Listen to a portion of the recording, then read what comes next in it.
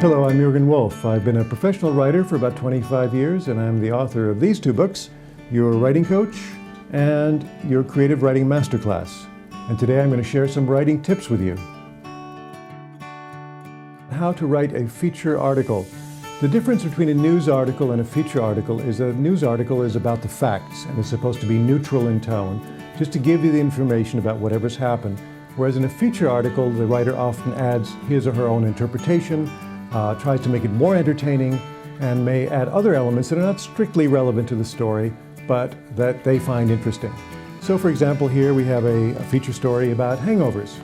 And the opening line in an article about hangovers would be very statistical and very straightforward. And here the opening is, sore heads are a dime a dozen during party season, but what exactly causes a hangover? So there's a factual element, and that's true in many feature stories, but it's also an interpretation, and this one I suspect uses humor, which is also not uncommon to examine something. Some stories use exaggeration, some stories use irony, and sometimes the graphics that go with the story have that element. For example, here this chap who's obviously has a hangover is adding a bit of humor to it, and that can come in the text or in the way that the story is illustrated.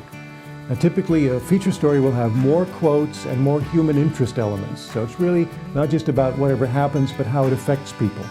So the article here might include some basic facts that could be in a news story, like how many days are lost of employment are lost to people who have hangovers. But then again, it also will have some case studies and funny things people say about hangovers and so on.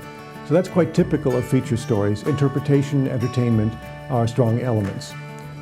They tend to be longer than news stories also, sometimes, not always, but usually somebody writing a feature story has more leeway in terms of space.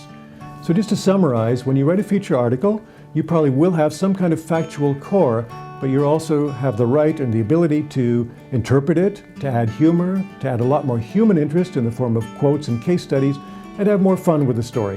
When you've got those elements, you know how to write a feature article.